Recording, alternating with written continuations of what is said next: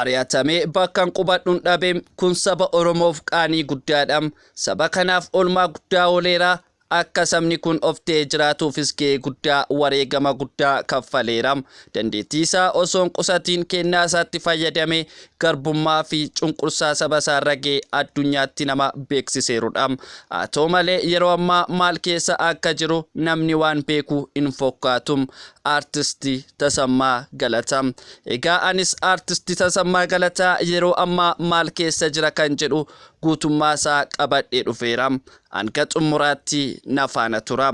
Akkam jirtu hordoftoonni Eebbaa Broadcasting. Warreen maatii keenyan ta'in amma subscribe gochuun mallattoo bilbilaa tuqaa. Like gochuun koomentii jalatti yaadaaf qabdan naaf kaa'aa. Share gochuudhaan hiriyoota keessan bukkee geessisaa.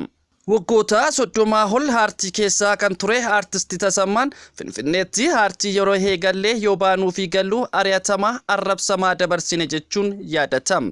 Yeroo afaan Oromootiin dubbachuun hin danda'amnetti xiiqiidhumaan umurii koo aartii Oromoo guddisuuf hojii koo hedduu tola ooltummaa hojjedhe malee of jijjiiruuf harka koo irratti oomaa hin guduunfanne jedheera.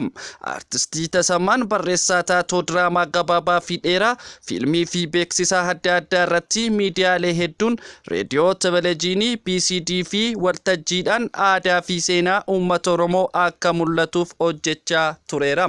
Abbaa aartii Oromoo kan ta'e artistii Tasammaan diraamaa isaa haa dhufanii hundi isaanii jedhuun kan beekamu yoo ta'u, har'a dhibamee ciisuun koo waggaa tokko guuteera jedha.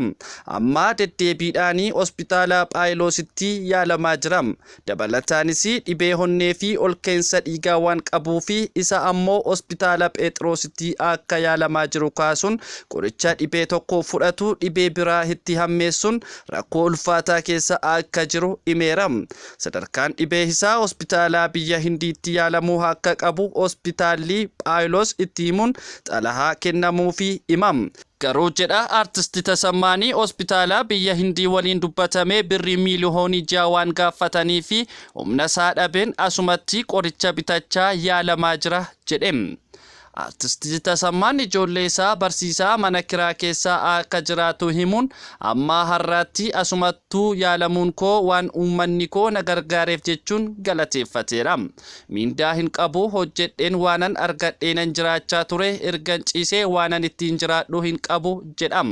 Koree deeggarsaa fi hundaa'ee kan artistii Jimaa Galataa fi Kadir Filaattoofaan dursanii deeggaramaa turuu fi ammas lakkoomsa herregaa dhuunfaa Tasammaa Galataa jedhu irratti deeggarsa kan galfamu ta'uu himameera. Ammas jedhee artistii Tasammaanii uummatni biyya keessaa fi alaa jiraatu waaqa naaf haa kadhatu waan danda'uunis naaf haa birmatan jechuun dhaammate. Yoo waaqayyoo na fayyisee gara hojii kootti aartiitti deebi'uudhaan uummata na jaallatu gammachiisuudha hawwiin koo jedheera.